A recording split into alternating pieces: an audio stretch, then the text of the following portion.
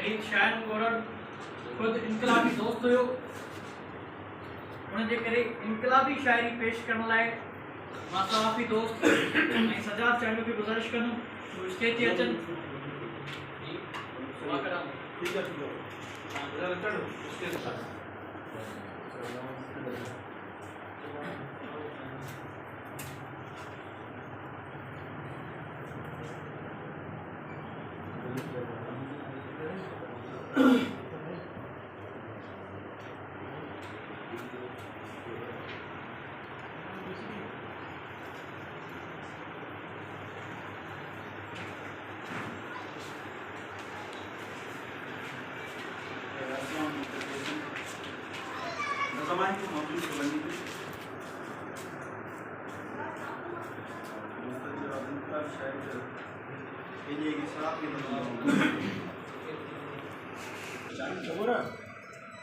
असांजा रेट वधरायो विकामणी जानी था असां में साफ साथ कजो असां में जान जाफर जी असां में चत चले सजो मलफा कासिम असां में साफ साथ कजो असां में जान जाफर जी असां में चत चले सजो मलफा कासिम असां दूर जी हाकिम जी जुत साथ चली वणियो असां साथी मुफादल लाए कया की क्लासन में हला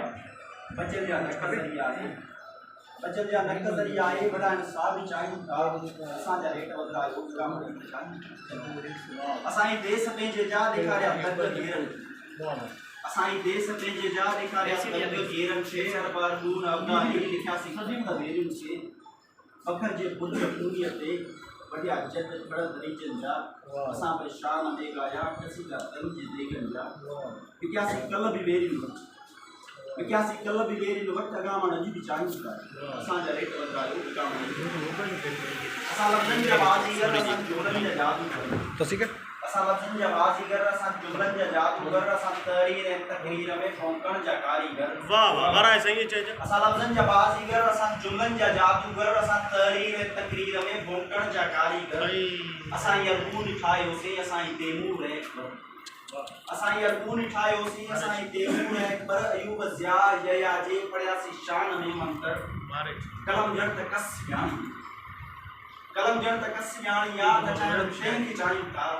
असां जा रेट वधायो विकामणी खे चाहियूं असां माण्हू बिना नंढड़ासी बुखिया ऐं बेकारी असां माण्हू बिना नंढड़ासी बुखिया ऐं बेकारी असांखे हिकु दफ़ो ई ॾियो सुठो उहिदो को सरकारी घड़ी पर सिंध खे ॾियो ठिकादारी या ज़रदारी ज़बान बंद रखंदासीं ऐं अखियुनि ते पटीकारी फुरियल हिन देश खे हर हर फुराणी त चाहियूं था असां जा रेट वधायो विकामणी खे चाहियूं ये से दोस्तों ॿियो बि मतिलबु आहे अहमद खान खे सदाईं मौक़ो आहे हिंदुनि जी छाती लुॿिया कोन्ह कॾहिं को बि मंज़िल मुड़िया कोन हिंदुनि जी छाती लुॿिया कोन्ह कॾहिं को बि मंज़िल मुड़िया कोन आहियूं असां राति उदय में कई खे त कहिड़ा संग्राम से उनमां मोती बि मिलियो वणनि जूं चले के लाभ लुॿियासीं ऐं रस्तनि त रोला टोड़ंदा रहियासीं गुनाह जे कज़नि सां नेकियूं कमाए ऐं कुलनि जे तक़ाज़नि जी हैरान थियोसीं घणो वक़्तु मस्जिद में सनम खे पूॼी ऐं मंदर में सजदनि जी आदत विधीसीं हिंदुनि जी छाती लुॿिया कोन आहियूं कॾहिं को बि मंज़िल मुड़िया कोन आहियूं हिंदुनि जी छाती लुॿिया कोन आहियूं कॾहिं को बि मंज़िल मुड़िया कोन आहियूं असां राति उदय में कई खे त कहिड़ा संगम सुकुन मां मोती बि मिलिया वणनि जूं चले के लाभ लुॿियासीं ऐं रस्तनि ते रोला टोड़ंदा रहियासीं गुनाह जे कज़नि सां नेकियूं कमाए ऐं कुलनि जे तक़ाज़नि जी हैरान थियोसीं घणो वक़्तु मस्जिद में सनम खे पूॼी ऐं मंदर में सजदनि जी आदत विधीसीं घणो वक़्तु मस्जिद में सनम खे पूॼी ऐं मंदर में सजदनि जी आदत विधीसीं असांखे न सूफ़ी खे दूजा खपनि था असां पाण सूफ़ियुनि जा सरदार आहियूं वज़ीफ़नि जा वीचार असां वटि न आहिनि असां पाण बोतल सरकार आहियूं असां का बि ॿियाई कॾहिं कोन कई आहे कलंदर थियण जो कोई शौक़ु कोन्हे असां का बि ॿियाई कॾहिं कोन कई आहे कलंदर थियण जो कोई शौक़ु कोन्हे या अॻियां बसि इन्हीअ खे मञूं था इन्हीअ खां मथे ॿियो कोई इक़रार कोन्हे असां सां हलण घुरिजे जे लिबास इलाम राजा मुसाफ़िर थिया ये तस्वीर जा मणिया असां वटि मटाइण फरेबन सवा का न माना हुन तस्वीर क़यामत का पन ये तस्वीर जा मणिया असां वटि मटाइण फरेबन सवा का न माना रखंदा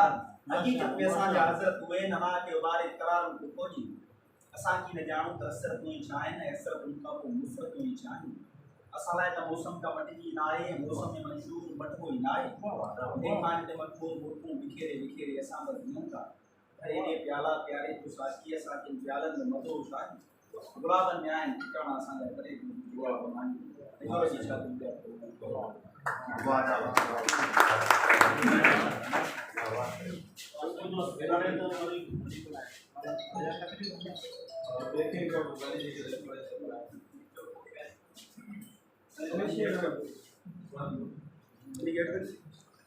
थी शायरनि जो ज़िंदगी जा टे पहलू लतीफ़ जे टिनि शहरनि सां मां तव्हांखे ॿुधायां थो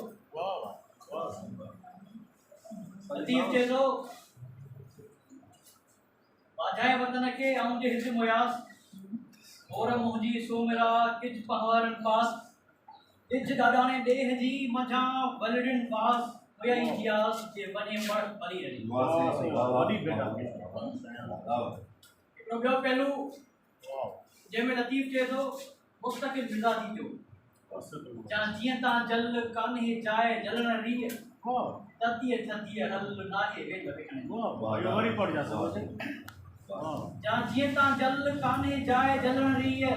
ततीअ थतीअ हल नाहे वेल वेखणे ऐं आख़िरी शेर जेको बि पर्सपेक्टिव आहे असांजे दोस्त साथी भाउ शहीद शायर जी ज़िंदगी जो वहदहू ला शरीक लहू ई हिकिड़ा ई हक़ वहदहू ला शरीक लहू ई हिकिड़ा ई हक़ ॼाईअ खे वक़ जिन विधो से विरसे ऐं हाणे मां मंज़ूर मैसर खे गुज़ारिश कंदुमि त हू स्टेज ते अचनि ऐं शहीद शायर जी ज़िंदगी ते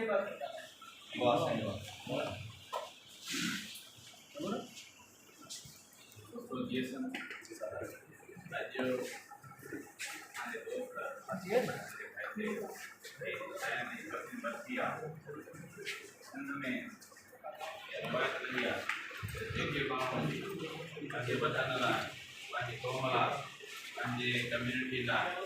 इलाइक़े लाइ जाखड़नि था कदम खणनि था उन महिनत उन जिदोजहद खे यादि रखियो वेंदो आहे आया अहिड़ो किरदारु हुयो जंहिं पंहिंजी नंढी उमिरि खां जंहिं पंहिंजे बालकपण वारे दौर खां उन माहौल में पलियो ऐं वॾो थियो जिन माहौल जो मरकज़ ऐं महवर सिंध हुई जंहिं माहौल जो मरकज़ ऐं महवर सिंध जा माण्हू हुया वतन हुयो क़ौम हुई ऐं उन्हनि जा मसइला हुया शायान हिकिड़ो मुतहरिक किरदारु हुयो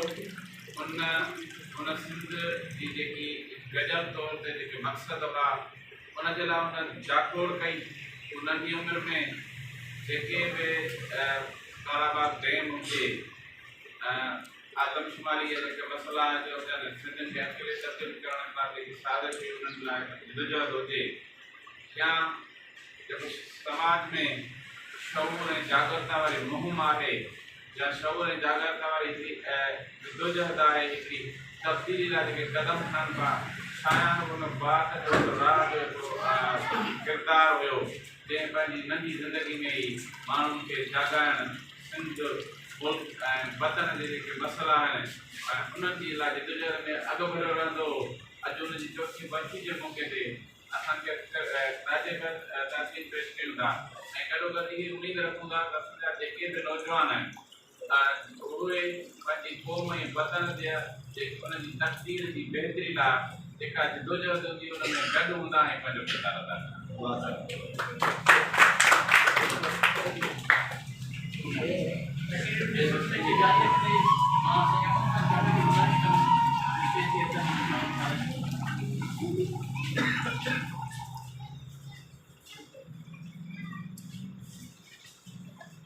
जा हुई देरी विरती न वेठी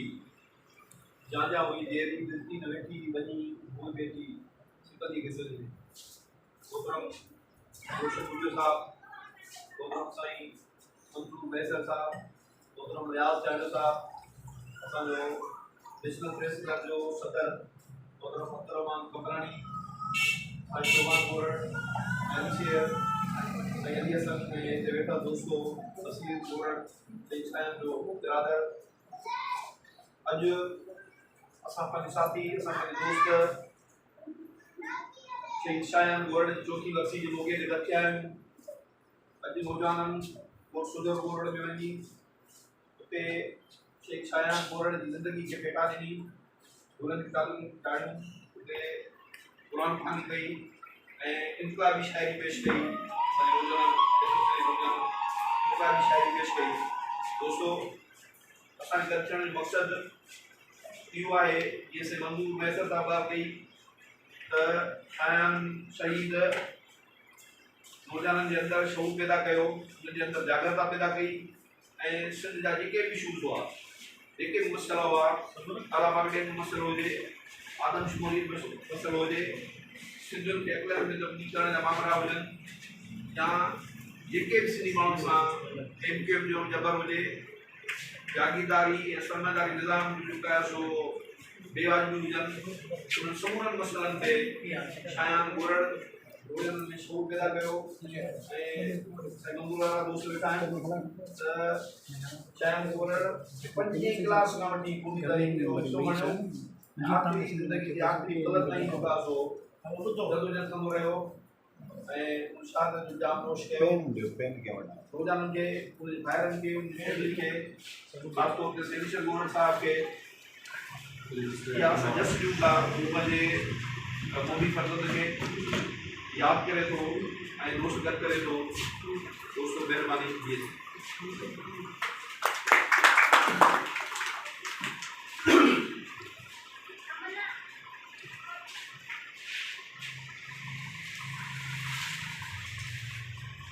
हाणे मां अयाज़ चैनल खे गुज़ारिश कंदुमि स्टेज ते अचनि, पंहिंजे साल जो इज़ाफ़ो कनि ऐं अयाज़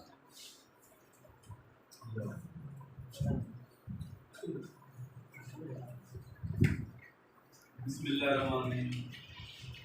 अजोगही जाता उसाटी उसाटा, अजोगही जाता उसाटी उसाटा, बचार पैर राखना त पंथी छड़ा, बचार पैर राखना त पंथी छड़ा, न संगीया न संगा न आस में अमंगा, तने बीमार धार में उजाड़ वार वार में रिड़ी रिड़ी रिड़ा पयो बिड़ी बिड़ी रिड़ा। वाह वाह वाह। रिड़ी रिड़ी रिड़ा पयो बिड़ी बिड़ी रिड़ा, रिड़ी रिड़ी रिड़ा पयो, कदें बि उफट मरां दबो, कदें उफट मरां दबो, बचार लुट हार जो, कदें कदें त सार जो, त केर माग में हो केर सुञ में सुठो, वञो कमेलियो वञो वञी सिंध खे खो, अञा पयो जीअं अञा पयो जीअं अञा पयो। ख़ासि करे जिथे हिन जॻह ते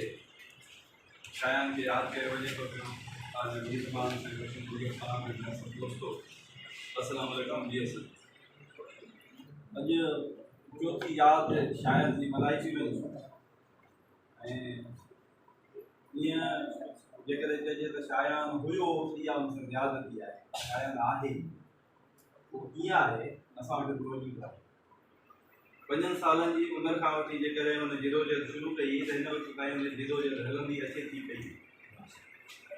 5 सालनि जी उमिरि में हुन जेके माण्हुनि खे गॾु करणु शुरू कयो हुयो, उहो सिलसिलो अञा ताईं जारी आहे। माण्हू त शायान गॾु थिया, सां थोरे गॾु थिया,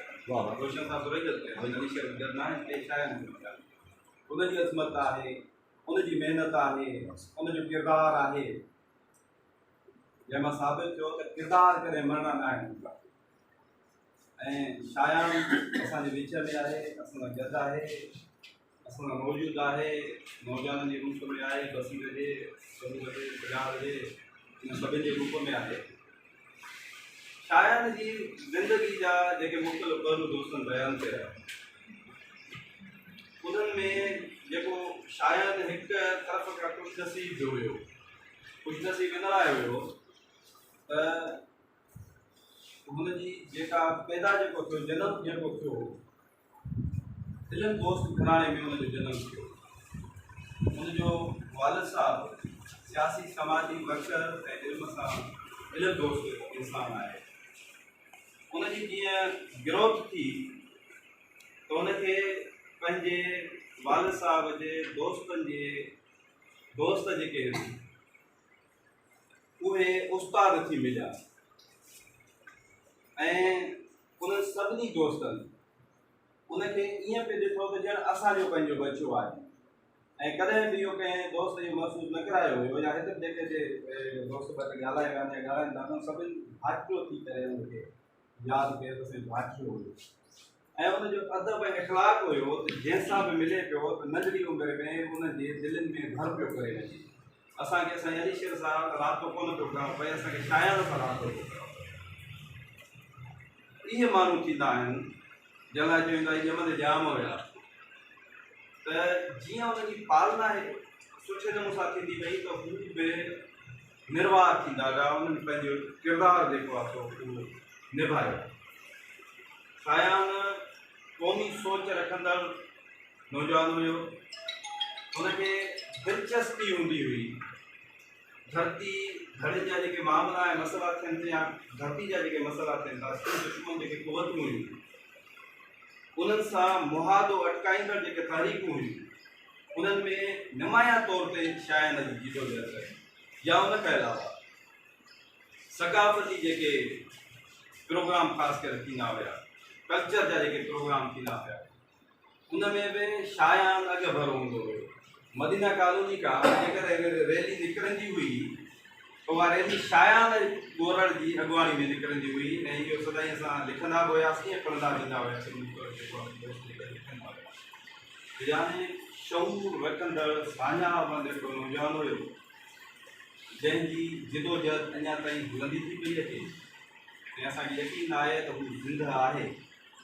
ईद खां ॿिए ॾींहं ते जेको सुबुह दोस्तनि खे फ़ोन कजंदो हुओ शायदि ॼाण था मल्हाइनि था अचो, हेतिरा सारा माण्हू गॾु थिया क़ब्रिस्तान ते मिलनि। मां सम्झा थो त हिन दौर में नंढड़ी काल ते थोरे टाइम में एतिरनि माण्हुनि जो ॻाल्हि इल्मु माण्हुनि जो गॾु थियणु ॾाढो हिकिड़ो मसइलो आहे। उन हवाले सां ही महीनो जेको आहे मई महीनो, हाणे तव्हां ॾिसो त काल जेके टे असां वटि असांजे हिन एरिया में तक़रीबन वेझो वेझो जेके टे असांजा मौत थिया, हाकिम शाह बुखारी, आमिर अली मोहम्मद जमाली, हाकिम नज़ीर अली, त बि अहले इल्मु माण्हू ॾे हीउ सिलसिलो जेको आहे सो हलंदो रहंदो, पर किरदार हिन में ज़िंदा रहंदा आहिनि। अॼु शायान खे छो था पिया यादि कयूं त नंढड़ी उमिरि में वॾी मंशा मानी ऐं हिन वक़्त ताईं उनजी जिदोजहद जेका आहे सा उहा हलंदी थी पई अचे ऐं हीअ पाण सभु माण्हू गॾु था थियूं ऐं अॻिते लाइ यानी जेको माण्हू हिन धरती ते किरदारु अदा करे थो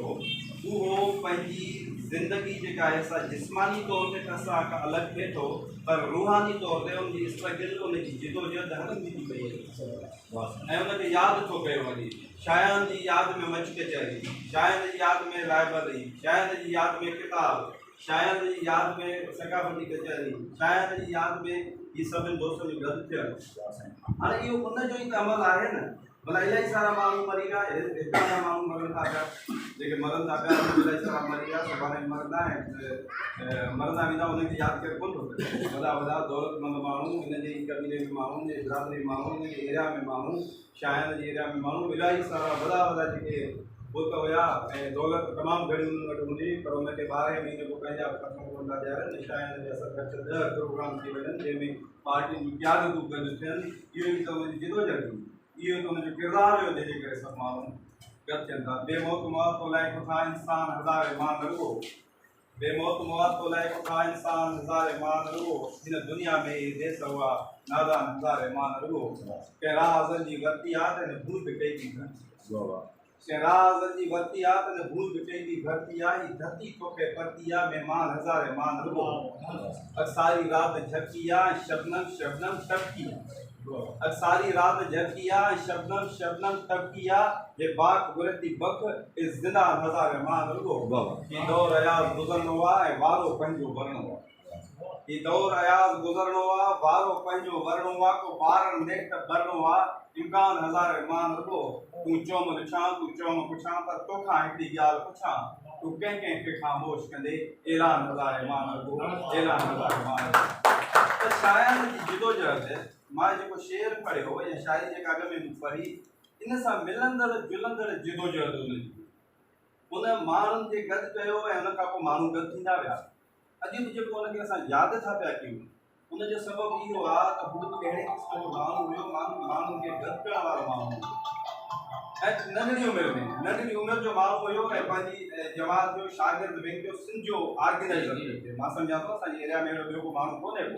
जेको नंढड़ी उम्र में एॾी वॾी फिक्री पार्टी हुजे जमात हुजे उनजी शागिर्द बैंक जो सरबराह हुजे। इहा उनजी जिदोजहद हुई। अचो त पंहिंजे औलाद खे शायान बणायूं, पंहिंजे नंढनि भाइरनि खे शायान बणिजूं ऐं तव्हां नौजवान शायान बणिजो ऐं शायान जॾहिं तव्हां बणिबो तारीख़ तव्हांखे यादि कंदी आहे, तारीख़ में तव्हांजो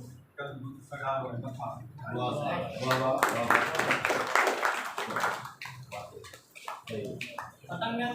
पह कयो विड़िया मथे मच असी लंस न रुछियो सया मथे सच सदा गिचन गच विचार न्याया।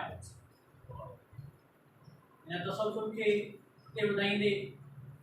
अवामी जमहूरी पार्टी ज़िले दादू सदर एडवोकेट साईं सईद पावर की गुज़ारिश करूं स्टेज ते अचनि ऐं पंहिंजनि ख़्याल जो इज़हार कनि। साईं सईद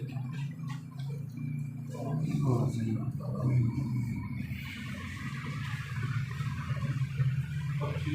सभी दुनिया माण्हू सुहिणा पक्षी सभु नाचे के माण्हू मची अचे कोई बार नतीजे जे शेर सां पंहिंजी साथी शायन गोड़ बेटा पेश कंदा ऐं सभु पक्षी सुहिणा न हूंदा आहिनि। माण्हू मन जा बहार जी आखे मां न ईंदी आहे कंहिंखे मां ईंदी आहे। शायन असांजो उहो साथी हो जंहिं असांजी नंढिड़ो भाउ थी करे असां गॾु मदीना कॉलोनी मां को नेशनल मार्च करंदा हुआसीं त उन में असां गॾु अॻियां इहे स्कूल में हूंदो जेकॾहिं को ॿियो कोन्हे अहिड़ो सम्झी लो जंहिंमें स्कूल मार्च हुजे या ॿी कहिड़ी तंज़ीमी सरगर्मी हुजनि सुजात 12 तारीख़ जो साथी शायद असां सां हर जदोजहद हर स्ट्रगल में लॻो रहंदो हुयो। लतीफ़ साईं जो शेर आहे न ही जे आया हेर वो अॻु न लिखा किरे। हाणे ॿार त इलाही सारा असांजे समाज में पैदा थियनि था जेके शायदि साथी रियाज़ करणी सां ॻाल्हि कयो त हिन उमिरि जा शाइर उमिरि जा जेके ॿार आहिनि या नौजवान आहिनि उहे वफ़ात करे वञनि था एक्सीडेंट्स सबब थी करे पर असां शाइर बि सुठा आहियूं। शाइर खे यादि करण जी जेको मेन सबब आहे उहो आहे हुनजो किरदारु हुनजी का कोन्ही ऐं अवामी जदोजहद में जेको पंहिंजो किरदारु अदा कयो ऐं हुन जेको नंढी उमिरि में पंहिंजी जेको फिक्री ऐं इल्मी किरदारु अदा कयो ऐं पोरियो कयो उन पोरे जे करे उन वतन दोस्ती जे करे उन क़ौम दोस्ती जे करे जेको उन किरदारु अदा कयो उनजे करे ॾिसी एतिरा सारा साथी ईद जे ॿिए ॾींहं ते शायनि खे बेटा पेश करण लाइ गॾु थिया आहिनि। न त अॼो को ॾींहुं अहिड़ो आहे मां सम्झां थो हर दोस्त जी का न का मसरूफ़ियत का न किथे का एक्टिविटीज़ हूंदी उन्हनि पंहिंजी ज़ाती सभिनी मसरूफ़ियतुनि खे छॾे करे सभु हिते साथी गॾु थिया आहिनि। इहा ख़ुदि हुनजे पोरे खे जेको ख़राज पेश करणो आहे। ऐं जीअं लतीफ़ साईं चयो न त कच्छी का छोटी नांगन बदी नीअ जी कच्छी का छोटी नांगन बदी नीअ जी जहिड़ा आया जग में टेढ़ा विया मोटी कणी जी चोटी पूरब थी निपते बाज़ार इहे माण्हू ईंदा आहिनि ईअं नज़र ईंदो आहे असांखे त कुझु कोन ते हलिया वेंदा पर इन्हनि जी चोटी जेको हिन जो पोरियो जेको हिन जो ठहियल मिठो उनजी जेका जदोजहद उनजो जेको नतीजो ईंदो कॾहिं जॾहिं पूरब थींदी पतरी जॾहिं हीअ जेका असांजी स्ट्रगल आहे हीअ जेका असांजी जदोजहद आहे हीअ असांजी जेको साबिया माणी थी ऐं त तॾहिं हिन जो नालो हिन जो उन तारीख़ जे पस मंज़र में जेको ईंदो तॾहिं हिननि खे तारीख़ उन शइ जो जेको आहे सलाम पेश कंदी ऐं हीअ तमामु हिकिड़ो ख़ुशहाल अमल आहे। एतिरा सारा साथी गॾु असां पंहिंजे साथी खे यादि करण लाइ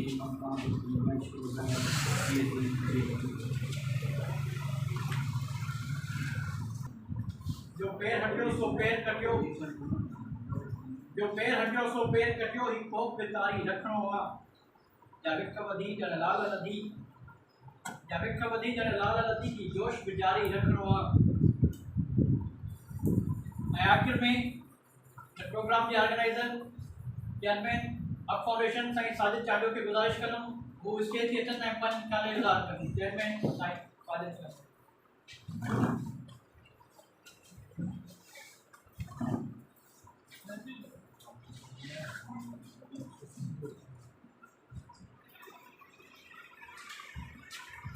अगर कीअं सुई जे सिर न गिरे सोणी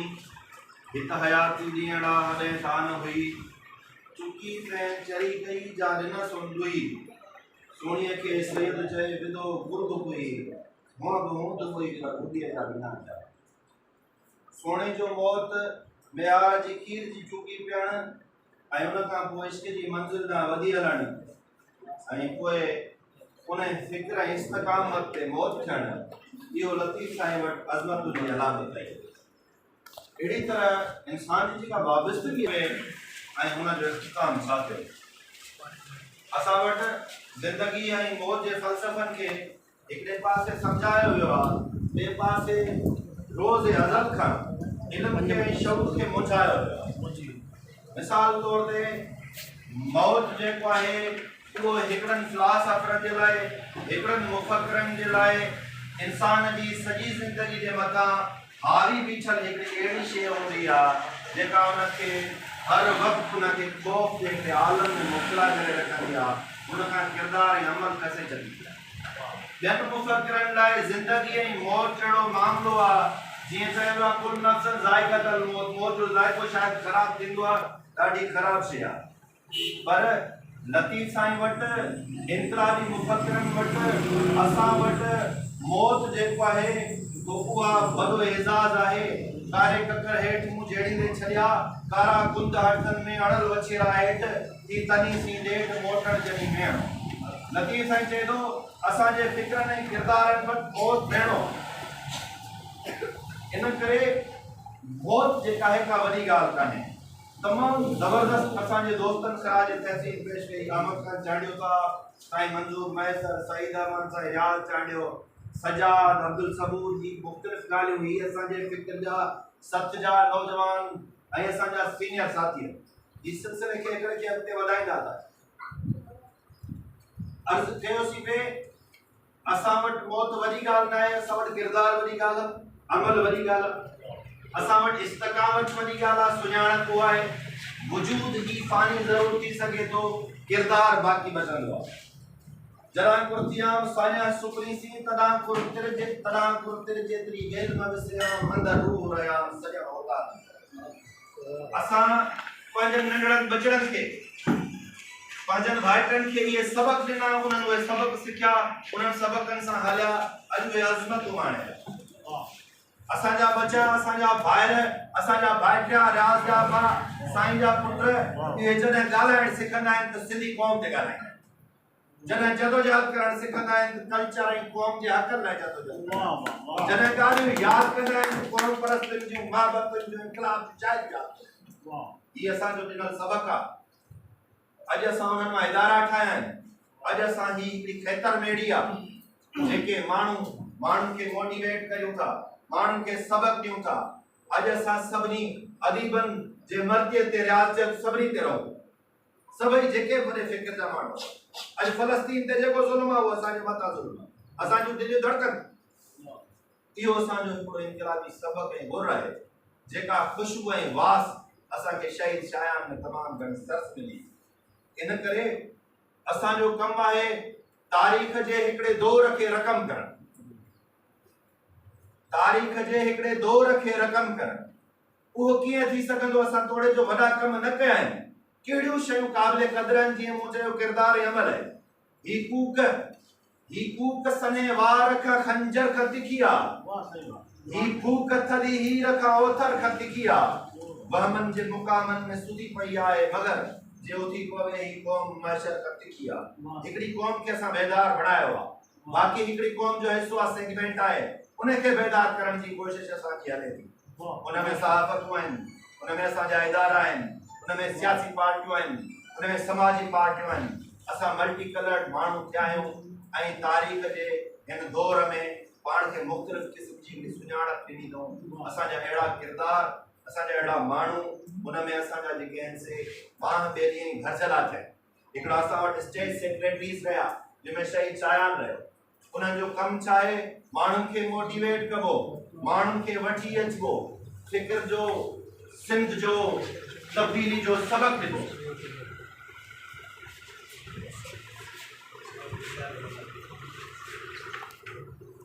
वतन दोस्ती जी सिंध दोस्ती जी इनकलाब जी तब्दीली जी शायरी उन जो अदब उन जो फ़िक्र ज़बान ज़देआम कबो माण्हुनि ताईं पहुचाइबो ही शेर शायरियूं जेके सजा जी ज़बान ते आहिनि जेके सबूर जी ज़बान ते आहिनि इहे रियाज़ जी महिनतुनि सां इहे तव्हां असांजी महिनतुनि सां अॼु हिते पहुतियूं आहिनि ऐं असां ईंदड़ नसुल खे जनरेशन खे इहो मुंतक़िल करियूं तंहिं करे ज़रूरत इन ॻाल्हि जी आहे हिननि सिलसिलनि खे अॻिते वधाइबो हलबो ही पंहिंजा जेके फ़िक्र जा ही जेके मामला आहिनि इन्हनि खे बहितरीन ऐं आसान तरीक़े सां अदा कंदा रहंदासीं असांजी क़ौम जी बका ऐं पंहिंजे किरदार ऐं तारीख़ जी तमामु वॾी ज़रूरत आहे असां सभिनी शयुनि खे हर हवाले खां लिखंदा रहूं ट्राइब्यूट ॾींदा रहूं ऐं अॼु वालिदेन ऐं वॾा बुज़ुर्ग शायान जा चाचा ऐं ॿिया सभई दोस्त इन ॻाल्हि ते फ़ख्र महसूस कनि था असांजो बच्चो सिंध सां वतन सां मोहबत कंदे 4 विकूं हलियो हुयो उन इनकलाब ऐं तब्दीली लाइ कोशिश कई इन ते मां तव्हांखे मुबारकबाद पेश कयां थो तव्हांजी इन इस्तक़ामत खे ट्राइब्यूट पेश कयां थो सभिनी दोस्तनि मां असां इहा उमेद रखूं था असां पंहिंजे इन सिलसिले खे अॻिते वधाईंदा रहंदासीं इंशाअल्लाह उहा कामयाबी उहे जेके ॻाल्हियूं असां ज़हन में सोचे रखियूं उहे ज़रूरु शर्मिंदा ऐं ताबीर थींदियूं तव्हां